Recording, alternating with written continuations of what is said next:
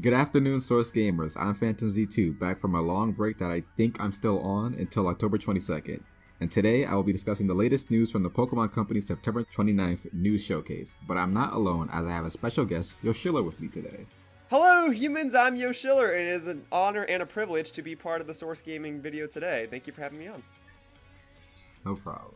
And me and you have, I'm pretty sure, never heard of each other before, or probably never interacted before. Probably not prior to like 2-3 days ago, yeah. Yeah. So I guess me and you should also get acquainted. So first off, I have to ask, how did you feel originally? Well, no. First off, what's your history with the Pokemon franchise?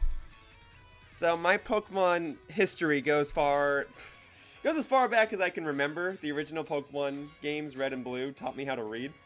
And I have been playing Pokemon games all the way from my Game Boy up until now. I do play competitively. I'm not great, but I do play competitively.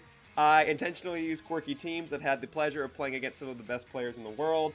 I have had the pleasure of working with the Pokemon Company on some occasions for some unboxings or attending events. Oh. And I've even recorded a fair share of Pokemon videos for my channel. All right. And how did you feel initially about Pokemon Sword and Shield? And also, what did you think of the Isle of Armor DLC? So how did I think about Pokemon Sword and Shield when it first came out? Or how did I think about the game as a whole? I'm just trying to understand the question. How do I feel about it now? From announcement to the actual game, and then I guess, and then also the deal when the first part of the DLC came out. Gotcha. So when Pokemon Sword and Shield were first announced, they announced the titles of the game, they announced what the starters were, and they announced what the region was called. And I remember thinking at that time that the Pokemon Company was playing things very safely, because those are the big three things, right? Region, game name, starters. And then from there, they kind of trickled out information. It seems like a bit of a contrast compared to when they were showing stuff for Sun and Moon, where they showcased pretty much everything. And then prior to the launch of Sword and Shield, we had information, but we were missing a lot of stuff. A lot of stuff was kept in secrecy. That might be due to the fact that the fan reception of Sword and Shield's announcements were controversial, but yeah. I think it was kind of cool that there were many things left in wake, and I think that Sword and Shield as a whole are pretty enjoyable games. I like them a lot. Okay. That may be a little bit of a contrast to me, but it's okay. Still nice that other people did enjoy it. I have... Well, for people that are already following the Source Gaming channel, they already know what I think about the games. That while I did like parts of it, I thought that there were some aspects that I wasn't too fond of, especially with like the change of, or the addition to the wild area and the change of how wild Pokemon works. In some cases, the not Dynamaxing, but max raid battles and how that tends to work a little with like the online connection with this game in comparison to the older games. But with the announcement of the Crown Tundra and with the website showcasing some of the new information that we got that wasn't directly stated within the trailer, there are some things that are going to be changed or added that definitely will alleviate the issues that I had before. And then Isle of Armor the Isle of Armor DLC already changed my opinion of the game as a whole, where I started to get a lot more enjoyment out of it. Fair enough. Let me say this. Yeah. Pokemon Sword and Shield being the main Pokemon games on the Switch. I know there's Let's Go, Pikachu, and Eevee, but that's like all have the similar mindset of Sword and Shield are the main Pokemon games on the Switch right now. I think it's safe to say that. And with that in mind, Pokemon has now more than ever focused on multiplayer components. There's always been a multiplayer aspect to Pokemon, that's kind of been the whole point. But with the convenience of the Switch, it makes sense to me that Pokemon Sword and Shield would focus more on multiplayer things like max raid battles, focus on the convenience of being able to battle competitively and breed specific Pokemon and get specific items, and focus on the overall enjoyment factor of playing with other people. In that regard, I think the DLC better benefits those types of people than it might benefit people who are looking for a single player experience.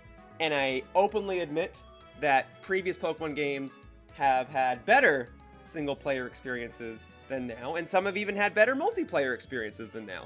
I know that a lot of multiplayer features get removed from generation to generation, but here in Sword and Shield, I get why people don't like the wild area, and I don't think it actually lived up to what the Pokemon Company wanted it to be.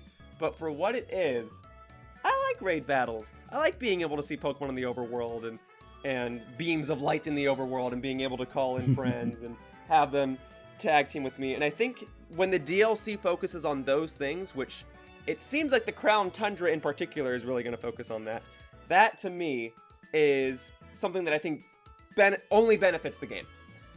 But I will admit, I will tell you that Sword and Shield are not my favorite Pokemon games as a whole, but as a multiplayer game to play with friends, I thoroughly enjoy it. I think it's never been more accessible.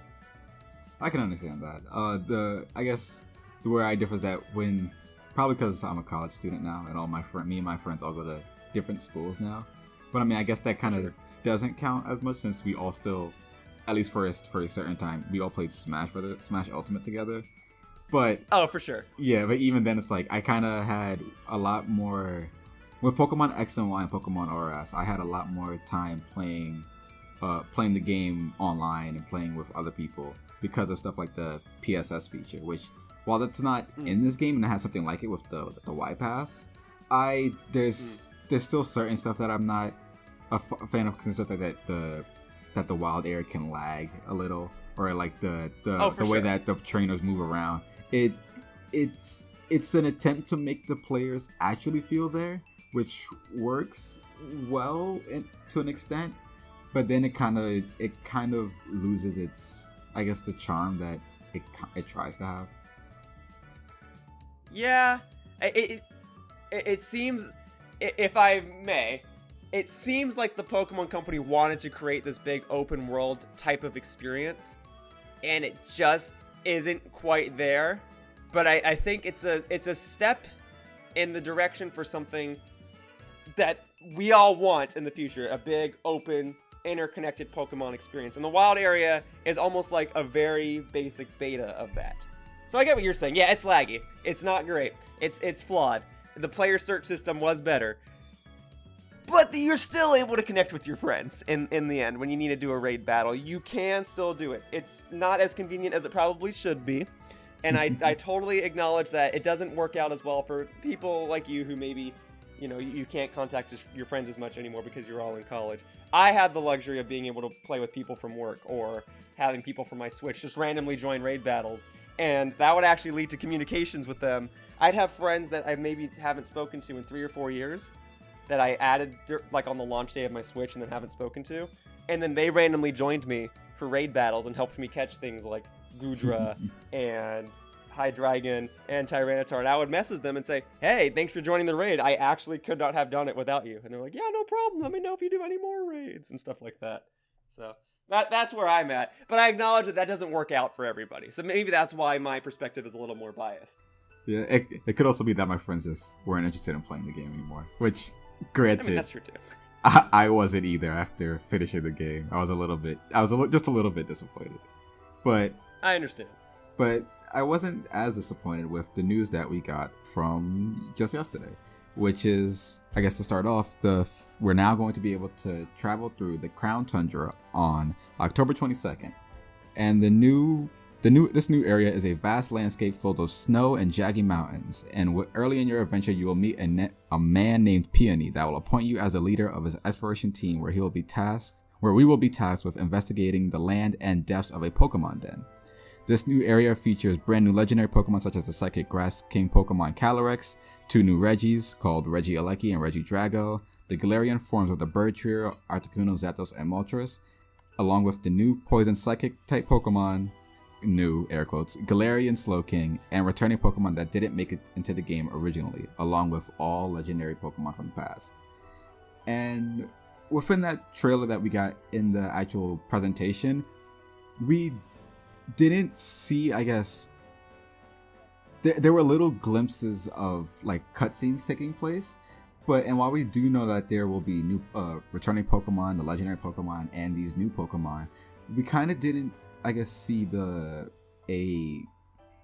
the trailer like a story get told, or like a hint towards a story, even though we can kind of expect it to be a story because the fact that these legendary Pokemon are here, and we can see like Zapdos, Articuno, and Moltres, their Galarian forms at least fighting or flying around this new area. Mm-hmm. So with that, I think. Oh no, go ahead. Okay. So with that, I would like to know, what do you think is going to come, at least with the information that we have, and what your own expectations are for the DLC? What do you think is going to happen within the Crown Tundra itself? Yeah, so you bring up a good point about how there doesn't seem to be as much of a story focus. And I think the reason for that is because when someone purchases the DLC, let's say a new player gets the game with the DLC, because that's what they're releasing in November. In theory, you're able to access the Isle of Armor or the Crown Tundra at almost any point, right? So in theory, you could do the Crown Tundra before you do the Isle of Armor. And I think for that reason, if that's how it works, I don't think you have to clear the Isle of Armor to be able to access the Crown Tundra. So I think it makes sense then to have a little story, not a major one, but a little story in one of the packs, but then more multiplayer focus in the other pack. More of a self-started experience. That is to say, I'm trying to find the words. When you play the Crown Tundra, you're going after legendary Pokemon, right? There's not anybody from the main story that as far as I can tell, that tells you to go and get those legendary Pokemon. But when you do the Isle of Armor, yeah, there are some references to the main story. They talk about how the champion Leon trained there. They talk about how, I think Hop shows up at one point. Maybe that's a slight spoiler, but there's references to the main story. And the Crown Tundra, if you're connecting it to the lore of Pokemon in the story of Sword and Shield, that's your trainer's own experience. That doesn't have to do with you becoming champion. That doesn't have to do with you beating the gym leaders. That's just a place you can go if you want to train some more and get some legendary Pokemon. So I think for that reason, it really is just going to be a big freaking tundra where you catch a lot of Pokemon. And I think the lack of a story might benefit it. I'm sure there's going to be something at the beginning where a character explains where you are, and the character will say, here, come to this place, I'll tell you what these legendary Pokemon are. But I don't think there's going to be, catch the 3 Slowpoke like there was in the Isle of Armor. I don't think there's going to be a mini rival like there was in the Isle of Armor. It doesn't seem that way based on the fact that this DLC also comes with the Star Tournament, where you team up with all the other main characters in the story and you battle against the other main characters. And it showed no new characters, but it had the Isle of Armor characters. So I think you're right. The lack of a story here is... I mean, it's a coin toss as to whether or not that's a good or a bad thing. I think it's good right here, but I'd be interested to hear your opinion as well. So I think, my main issues are just in terms of the trailer itself. It doesn't hint towards there being a story, and I'm kind of hoping that there actually is some sort of a story, because I don't want the Regis to be something that you immediately get. I kind of want it to be like in Gen 3 where they had like the whole puzzle aspect towards it. Like that's what made it really interesting. Oh, yeah. And while of course that might, in comparison to years ago where that might have been like a real treasure hunt to find, nowadays people can easily find it just online and everybody has phones nowadays. So like it still might be easier for people to just do it without actually handling the struggle of trying to find the Regis like in the past. I still think that they should add something like that, or especially like a story interaction that comes with the Galarian forms of the bird trio. Also, the only kind of reference that we have to, I guess, from the Crown Tundra to the main game is that also slight spoiler. And with Hop, when Hop comes to the Isle of Armor, he states that Sonia is actually off, I believe, exploring what's alluded to be the Crown Tundra. So if Sonia is in the Crown Tundra, then then there might be some connection to the main game, hopefully. But I'm not not completely sure about how, like, what will Sonia's goal be within the Crown Tundra. Her name's Sonia, right? It is Sonia. Yeah. I think though, like, because Hop appears in the Isle of Armor, I don't think Hop is going to appear in the Crown Tundra. That isn't to say that he couldn't, But I just think if the theory works that you can access the Crown Tundra first, it might make things a little confusing if there is a story, because canonically speaking, who's to stop me from going to the Isle of Armor, doing that story a little bit, and then going to the Crown Tundra a little bit, doing that story, and then going back to the Isle of Armor, and then going back to the main game, and then going back to the Crown Tundra. Like, you know what I mean? But yeah, that's true. I'm not going to be against there being a story. I just don't see there being one for that exact reason. So I think, aren't you not allowed to do the Isle of Armor until after you beat the game? I thought. I'm pretty sure you can access it beforehand. You can, most people who played the Isle of Armor DLC did so after having beaten the main game for Pokemon Sword and Shield. But I don't think that's a restriction.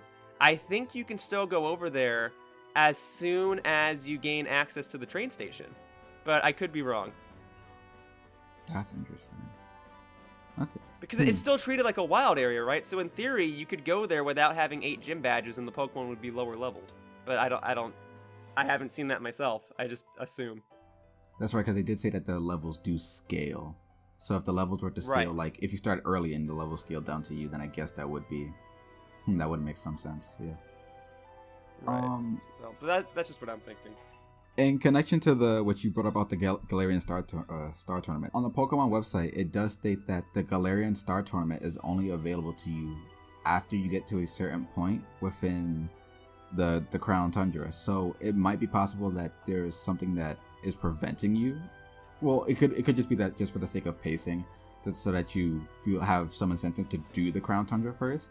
But there might be also somebody that tell you that, hey, that like maybe if Sonia is actually in the Crown Tundra, she'd be like, hey, you know, Leon's doing this tournament, you should go participate in it or something like that. Something small like that. Yeah, there probably is like a slight quest that you have to do that gives you a sense of direction. But I again don't see it being as, I guess, story-driven as the Isle of Armor. But even then, Isle of Armor's story is pretty loose, too. But yeah, there probably is some sort of objective you have to clear before you can do the Star Tournament. I think that's obvious. But I don't think it's going to be too drastic. I think it's going to be a matter of, go fight this one thing, and then that's it. Yeah. Earlier, you just said how they're re-releasing the game with the DLC. And it's actually very interesting that if you haven't purchased the game before, it's probably actually a good thing to purchase this when it comes out on November 6th, because it's, especially if you're like a collector, because the DLC isn't actually like a download code within the case of the game. It's all the DLC is on the direct cartridge. So I didn't know that. Yeah, so it kind of makes me want to buy the game again, because I got it as a review code, but it's like I like having physical games.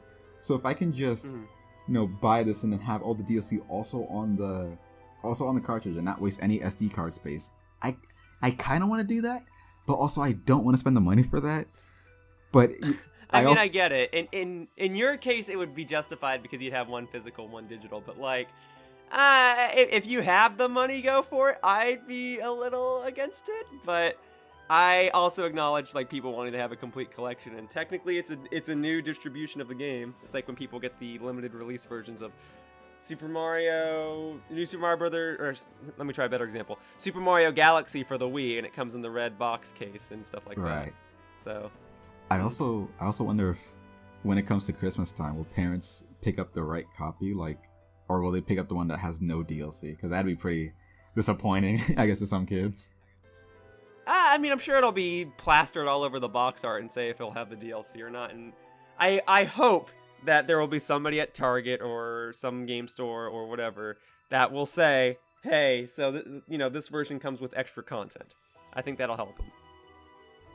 So here's hoping. Yeah, going back to the Crown Tundra in regards to the max dens and the Dynamaxing and ability of Dynamaxing within this new generation, we have something called the Dynamax Adventures, where you're able to explore the Pokemon dens. You'll team up with 3 other trainers, and you'll have rental Pokemon to encounter wild Dynamax Pokemon in max raid battles. While winning the battle may grant you the ability to capture the Pokemon, one trainer on the team will also be able to switch one Pokemon on their rental team with the newly caught Pokemon. And prepare for whatever comes next as you seek the legendary Pokemon that are said to lurk within the depths. In addition, there is also a gauntlet mode called endless Dynamax adventures where you battle until you lose. Yeah, it sounds awesome. It ties into what I was saying earlier about this DLC pack being more multiplayer focused, and I can totally see live streamers streaming this. I think it sounds really cool. One of the things that I'm really psyched about this is in regards to the fact that it uses rental Pokemon, because in my original playthrough of Pokemon Sword and Shield, when I had first did a max raid battle, there was a person on my team that had Eternatus. they had Eternatus on their team. So, well, the more you do raid battles, the more you're going to have your teammates use legendary Pokemon. And Eternatus, or Eternatus, or however you pronounce it, is a very, very popular Pokemon that people use in raid battles. Nowadays, you'll see people run the shiny Zeraora that the Pokemon Company distributed. But yeah, in raid battles, when you start doing higher and higher raids, it's almost impossible to not have someone join you with a legendary Pokemon or a shiny Pokemon. Sometimes people just want to show off. But Eternatus was probably the most popular Pokemon people brought. While I do understand that, I guess my personal issue was the fact that it was like the day the game came out, and it was... Oh, so it was a spoiler to you. Yeah, it was a whole spoiler. Oh. And they O-code the Pokemon. So I was like, well, I didn't really get to experience the max raid battle. I just kind of got...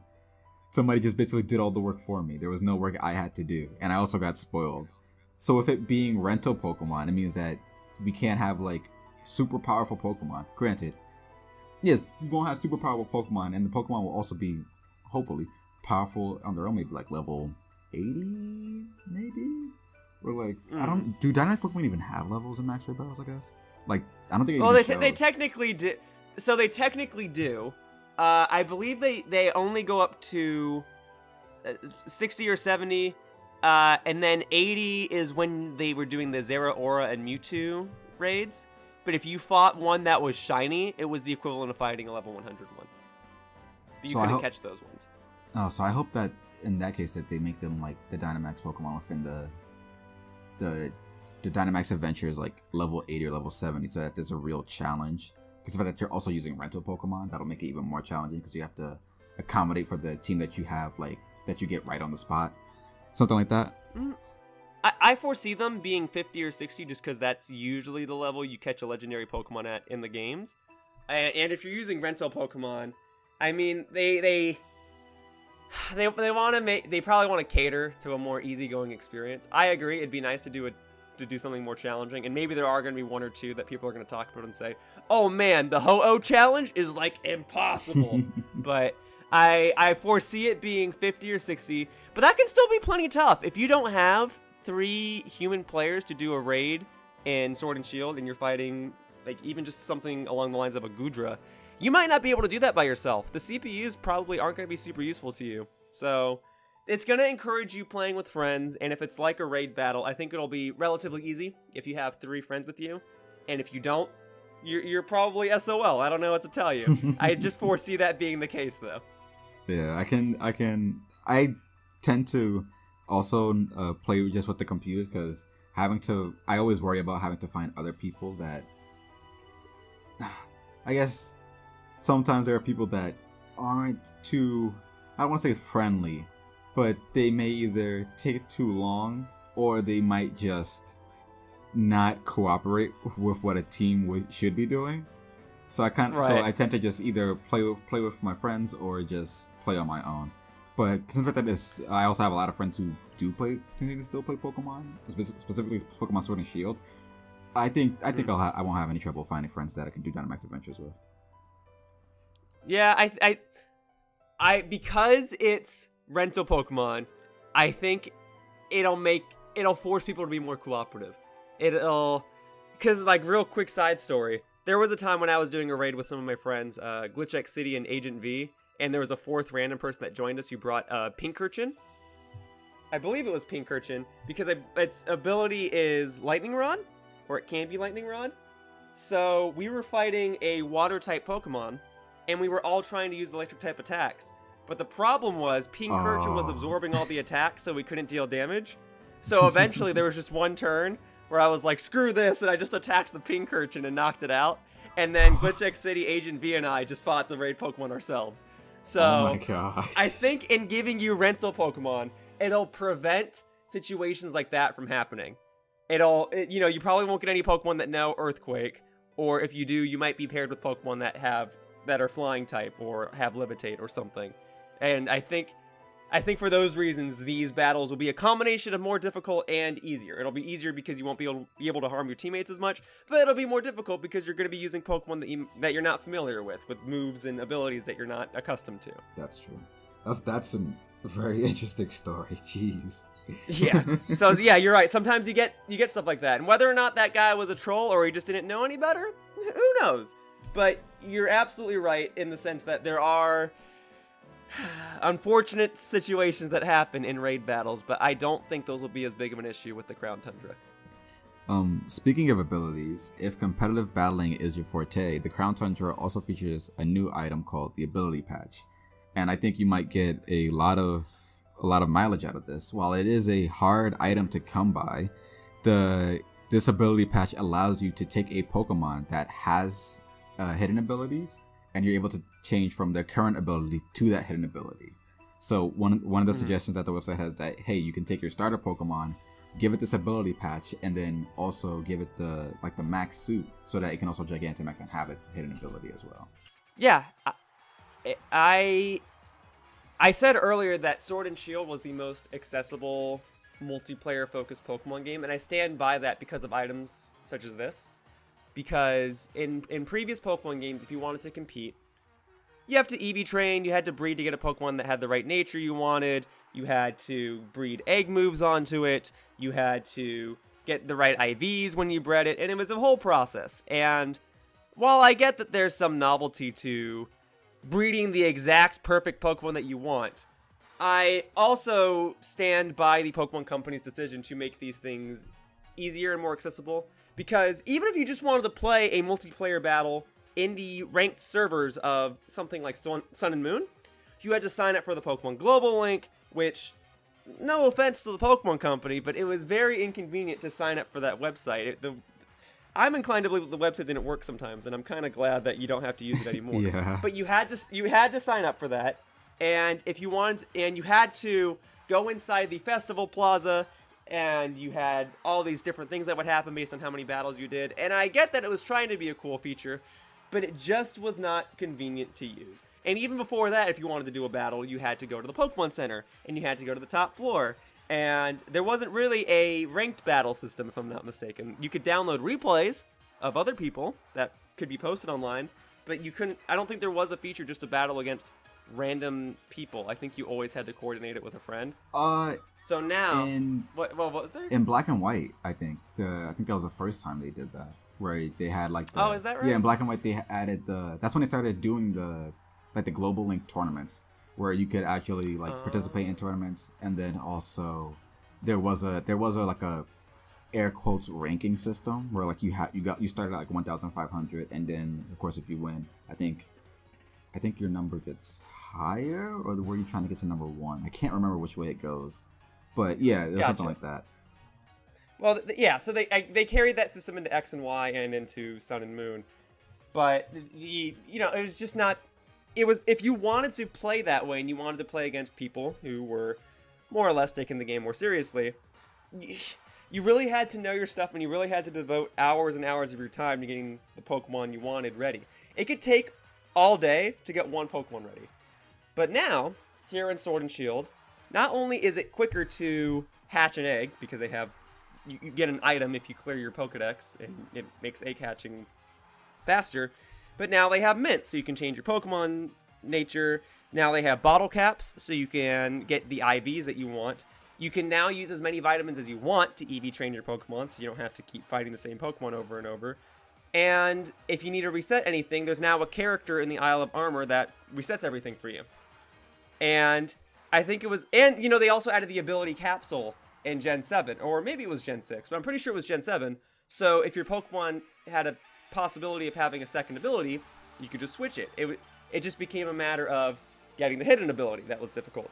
And now that the Pokemon Company has made it more accessible to get a Pokemon with its hidden ability, it only adds to that convenience factor. And now that you can give a Pokemon an egg move without having to breed a new one, that makes it more convenient. So to me, it only felt like a matter of time before they made it more accessible to get a hidden ability. And the only thing that's missing is making an item that lets you get a shiny Pokemon. And I don't think they'll do that because there is a thrill to shiny hunting, and they have made it much easier over the years. But this hidden ability item seems like a long time coming. I'm glad it's there, and I think it's going to create a whole new generation of competitive Pokemon players as a result. Yeah, I dropped out of the competitive scene around before when X and Y was done. It's like RS came out. I was kind of done with the whole competitive thing. I didn't care for it as much anymore. So consider that I don't know much about that type of stuff. It's really great that I have you here to explain all of this stuff, especially to inform me about it. Because even though I know the bottle caps and stuff are there, I didn't realize that even more stuff was added, and that they fully enhanced of what you can do to make it to really strengthen the idea of competitive Pokemon battles. Oh yeah, the Pokemon Company's been focusing a lot on competitive Pokemon this generation, and that can be evidenced by the fact that they've had promotions for raid battles a couple months ago, where all of the Pokemon that were obtainable in raid battles were based on the most used Pokemon in the competitive scene. So Goodra, Tyranitar, Excadrill, Whimsicott, those Pokemon were all available in raid battles, and if you caught them, they would more or less have perfect IVs, and their abilities, I think the abilities were still random, but those were all Pokemon who could benefit from most of their abilities, so you didn't really have to do much. If you wanted to just get into the competitive scene, but you didn't want to take the time to go and train Tyranitar, you could just get one from one of these raid battles. And even right now, there is the current rule set for Pokemon VGC, the official video game championship rule set of Pokemon, is they banned the most used Pokemon. They saw the 20 most used Pokemon that were used in singles and doubles battles and just banned them and said, all right, now come up with new strategies. And we're all like, oh, snap. The Pokemon Company is constantly changing the metagame. And they're going to change the rules again when the Crown Tundra comes out because more Pokemon are going to be used. And maybe a few months from now, they'll do something similar where they'll look at the 20 most used Pokemon at that time and they'll ban them. And then they might make other Pokemon more accessible in raid battles. So I really think they are looking at this and they are thinking, how can we get more people to play competitively? What can make things easier? And so they removed the global link. If you want to play a competitive battle, all you need is your Switch, an online account, and you can start playing. And if you need the Pokemon to play, you go and do some raid battles. And if you need a specific ability or a specific item, they've got you covered now. And so this hidden ability item is pretty much the final thing they needed to do. And I don't know what else they could do, because you're right, they have the Dynamax soup from the Isle of Armor, or the Gigantamax soup, I guess, if the Pokemon can Gigantamax. They've made that easier now. You can get the hidden abilities now, you can get the Natures, the IVs, the EVs, the Egg moves, I don't even know what else there is. If you need to change a Pokemon's form, you can pretty much do that. They've got it all. Anything that's multiplayer focused, you can get. You can get BP by transferring your Pokemon from Pokemon Home and use the BP to buy the competitive items. Or sometimes they'll just give the competitive items over mystery gift for free. I don't know what to tell you. You get BP from doing ranked battles in general, so it's cool, is my point. If you wanted to get into competitive Pokemon, I would actually advise doing so with the release of the Crown Tundra, because that's going to put people on a new playing field again with the new Pokemon that'll be accessible. That's actually crazy that they're doing all this. They're really going full force for the competitive aspect. Oh yeah. And I guess I kind of did feel that as well while I was playing the game, because I kind of had some troubles with some of the gym leaders. Like Leon and Raihan were they were pretty difficult gym leaders. That kind of I would say probably some of the most difficult in this entire series from what I remember.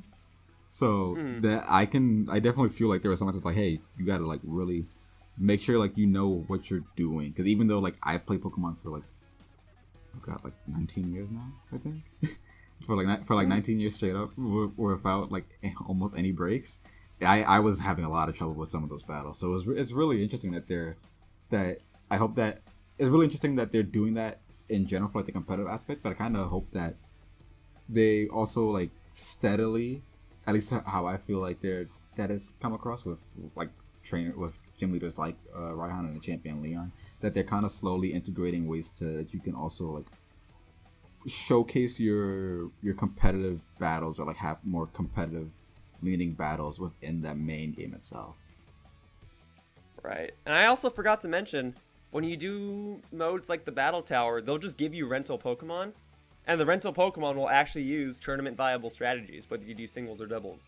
So if you want to practice, you can use the rental teams that the game gives you, or you can enter a code from online and use someone else's team. And if you even just want to battle competitively and don't want to train any Pokemon, you are allowed to just download a rental team and play that in ranked battles. People do that all the time.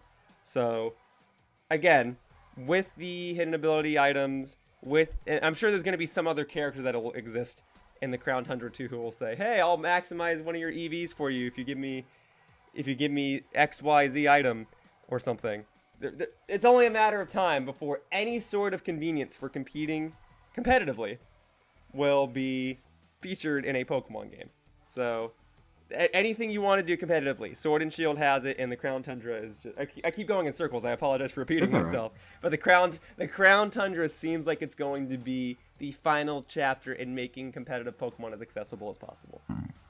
And then I guess with the news broadcast or showcase moving out of Pokemon Sword and Shield just slightly, they showed off a little bit of updates that is coming to Pokemon Home, where you'll be able to connect with Pokemon Go. And it's planned to be up by the end of this year, and you'll be able to send, of course, the Pokemon that you've caught in Go into Home, and then some of those Pokemon will be able to travel with you in Sword and Shield. One thing that I kind of didn't understand what the website was trying to say was that it said, however, in order for you to bring a Pokemon over, it must either be registered in the Pokedex of that game or have been obtained at least once in that game.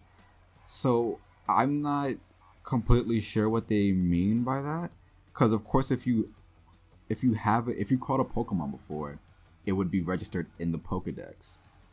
So do they mean, but there's no Pokemon that is in the game but not in a Pokedex, right? There's a couple. There's the Pokemon, there's like the Gen 7 starters that are not in the Pokedex, but you can use them in Sword and Shield. And there's a couple of legendaries. I think they mean that the Pokemon needs to exist in the game, because not every Pokemon can be used in Sword and Shield, right? That's the whole big controversy. Right.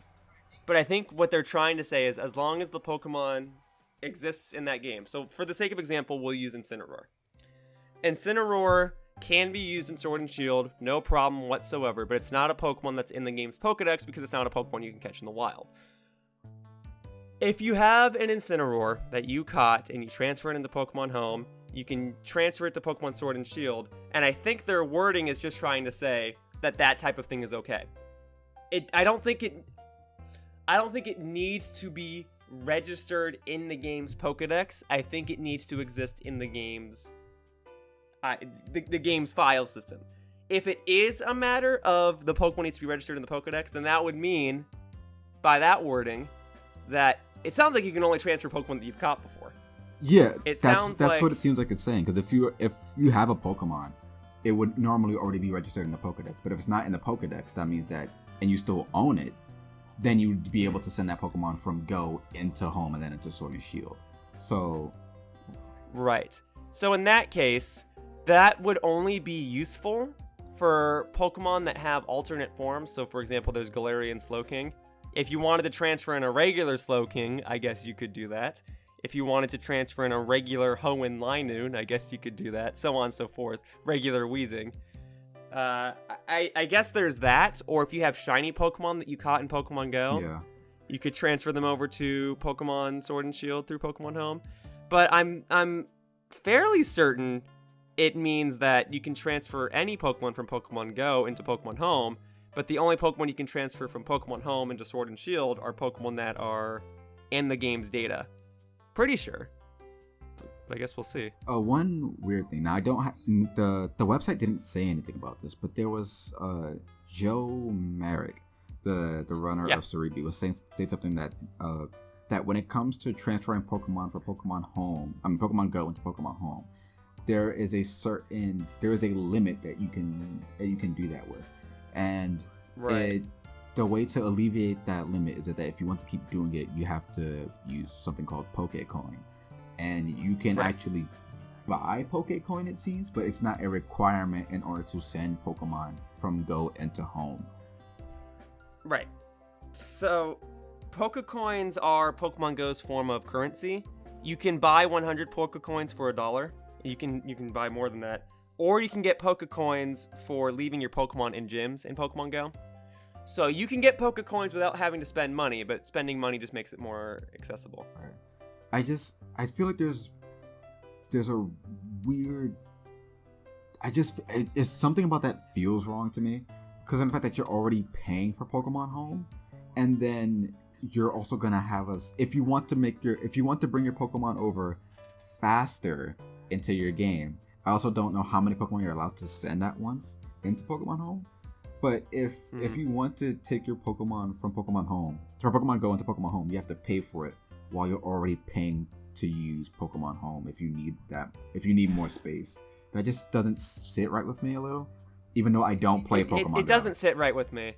If I may play devil's advocate for a second, just because I'm trying to understand why they would do that. So, I assume you can transfer 30 Pokemon, at probably 30 Pokemon a day. And there are a lot of people who play Pokemon Go. So I assume that they're doing this to try and take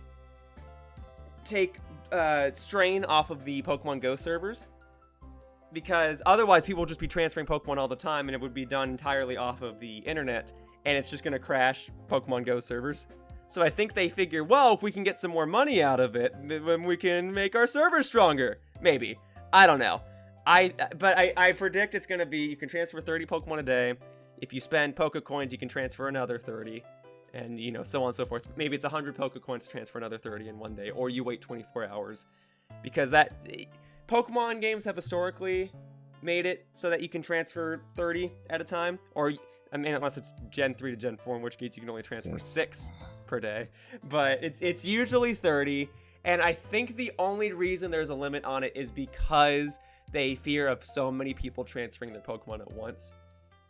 I don't actually know. I do think it's weird. I don't agree with the business practice of allowing people to spend more money to do it more quickly. I think it should be just an openly accessible feature. But if there is strain on the system and you can only transfer so many per day, I guess it's a nice option to be able to say, well, if I have an extra $1, can I just transfer the rest of my Pokemon right now? Like, I guess having that option's okay. But you're right, it doesn't sit with me to charge people more money to transfer Pokemon. But the fact that it's optional sits with me a little better. If that makes sense. Yeah, I get that. Especially the server thing. I just feel like they could do something like, hey, you have to wait from the time that you transfer your Pokemon, you have to wait 2 more hours before you can do it again. Like, I feel like something like that would be better, because at least from my experience, from transferring Pokemon from Pokemon Bank to Pokemon Home, that was like that. I think that took like 30 minutes to an hour, depending on how many Pokemon you sent at once, right? At least, yeah. I brought over, like, the day Pokemon Home came out, or maybe like the day after, but I transferred over hundreds of Pokemon at a time, just whatever was sitting in my bank, and it was pretty immediate. It took maybe like 5 to 10 minutes before I could open up Pokemon Home and see everything there. So Pokemon Go will probably be similar, and I think their fear is that there are a lot more people that are playing Pokemon Go than there might have been people who were using Pokemon Bank. Definitely. It's a lot of money going down, because you spend money to use Pokemon Bank. You spend money to play Pokemon Go, probably. You spend money to access Pokemon Home, and then you spent money on the Pokemon Sword and Shield DLC. So, I hope the money's going to good use to maintain the servers or something, but it's a little weird. I'm glad that they were quick to clear it up and say, oh, you're not required to spend money to transfer Pokemon, it's just for a cooldown system. But even the cooldown system, you're right. It's a little weird to me. I think it's only because they don't want so many people transferring the Pokemon at once. But I don't actually know for certain. I guess the last 2 bits of information that they gave outside of the music video was that, of course, any Pokemon transferred cannot be transferred back into Pokemon Go, but also transferring your Pokemon from Go allows you to receive the mystery gift Meltan if you have not done it before. And this Meltan, when transferred into Sword and Shield, will also have the ability to Gigantamax. And then lastly, you'll be able to receive Ash's Hat Pikachu with the mystery gift codes that are available currently on the official Pokemon website. And the first two that are currently available are Pikachu with Ash's original hat from the anime, and then Ash's hat from Pokemon the movie I Choose You. Yeah, I think it's cool that they're making Meltan more accessible, because otherwise, the only way to use Meltan in Sword and Shield was to have Pokemon Go and a copy of Let's Go Pikachu or Eevee, and then you'd have to connect your phone to Pokemon Let's Go Pikachu or Eevee. That would give you the mystery box. You'd have to open the mystery box, catch Meltan, and then transfer Meltan back into Pokemon Let's Go, catch it in Let's Go, transfer it into Pokemon Home, and then transfer it from Pokemon Home into Pokemon Sword and Shield. And then if you wanted Melmetal, you had to catch 400 candies worth of Meltan in Pokemon Go, which takes forever, but I've done it. And you catch the Melmetal there, or you evolve Meltan into Melmetal there, transfer it into Pokemon Let's Go, transfer it from Pokemon Let's Go into Pokemon Home, transfer it from Pokemon Home into Pokemon Sword and Shield, and then you can use Melmetal there. The fact that they're making Melmetal more accessible and giving out one that can Gigantamax, I only see as a win.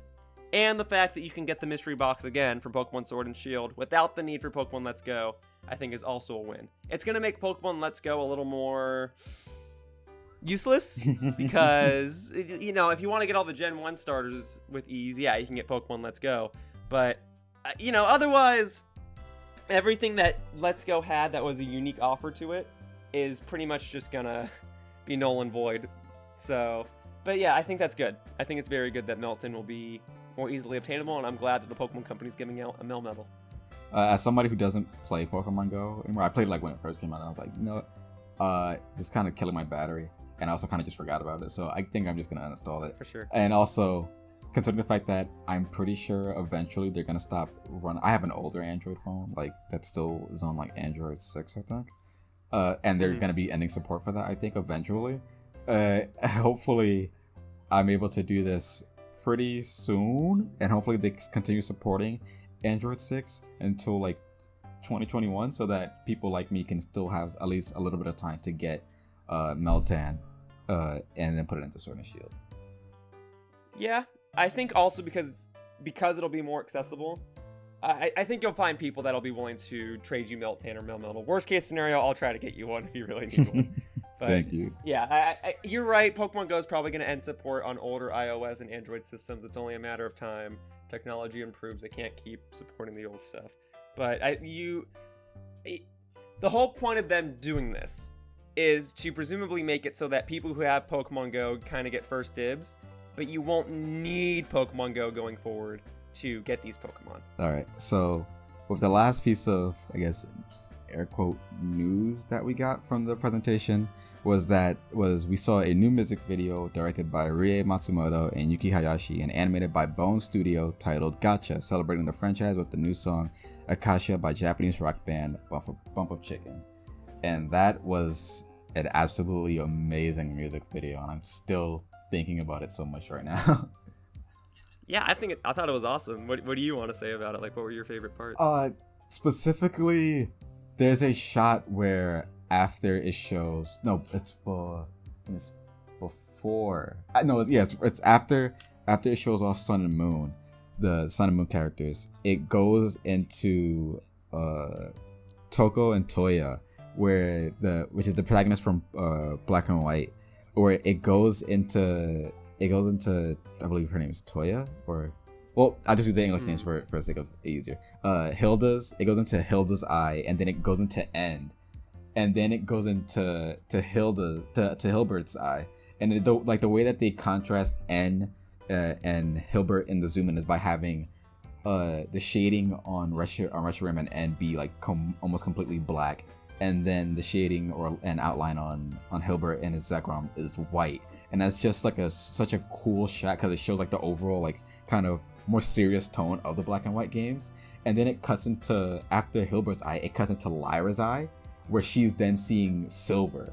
And it's like, and Silver's one of my favorite rivals of all time. So it's like that just that entire shot is so powerful to me, and like yeah, I know what shot you're talking about. It looks awesome. Yeah, but I think the song overall, okay, the song overall is just really good as well too. Yeah, I think it's cool that the Pokemon Company is experimenting with all these different animations, because obviously the Pokemon anime is super successful. But you know how many people say things like, oh, I wish we had a more serious Pokemon anime.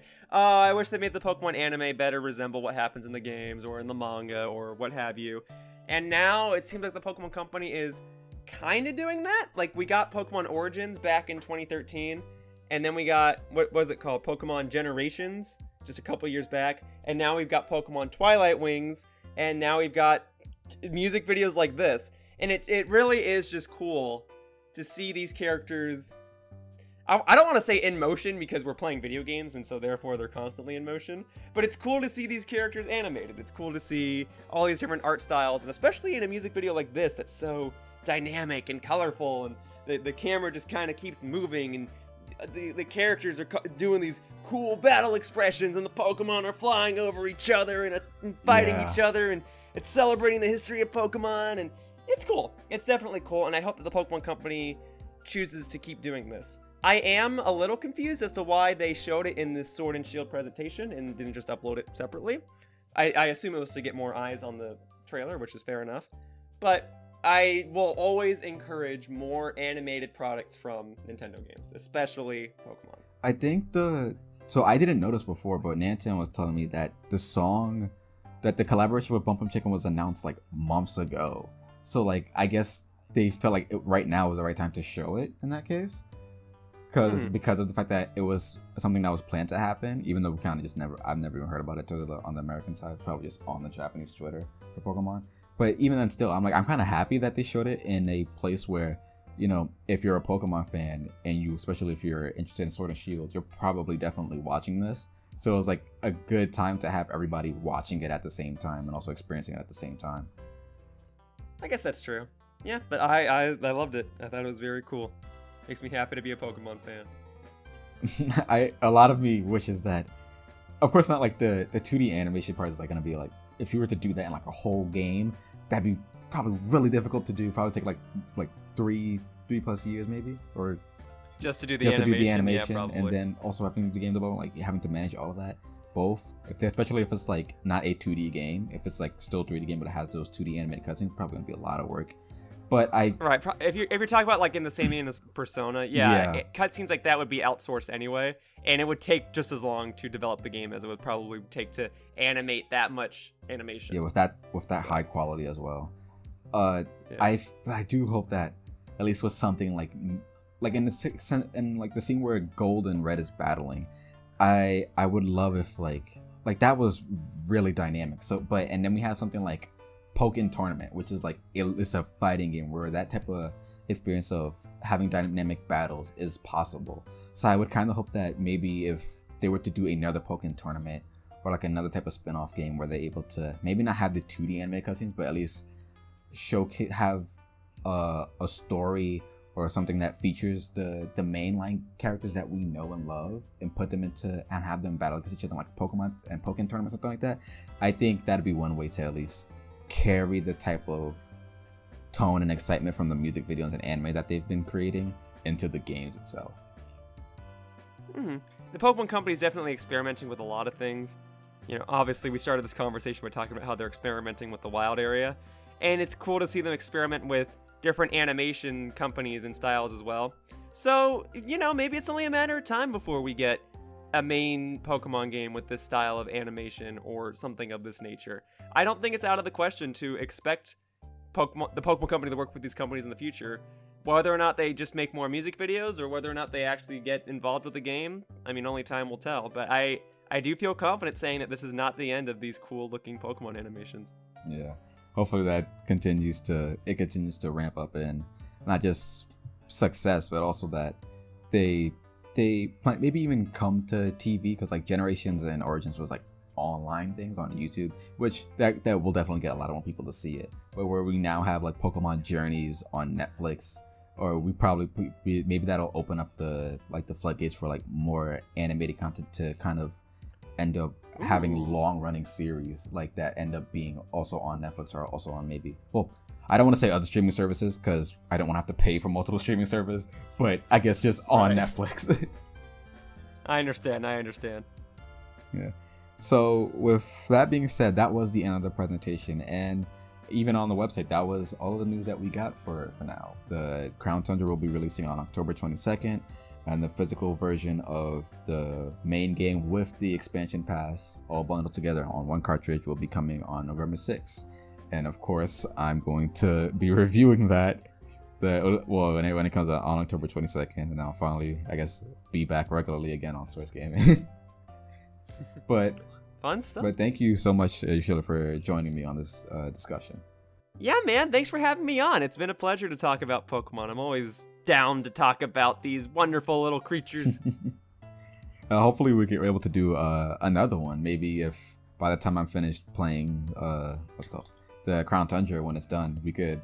For Isle of Armor, I did a discussion review. So maybe if it's possible that you could come back on if we both finish the Crown Tundra in enough time, then we could possibly do a review discussion as well.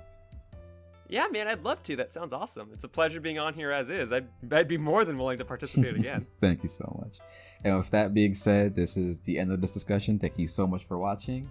If you're not subscribed already, you should definitely subscribe, hit the like button, and check out our websites, our social media in the description. Yoshiller's social media will also be in the description. And is there anything else that you would like to say to the audience?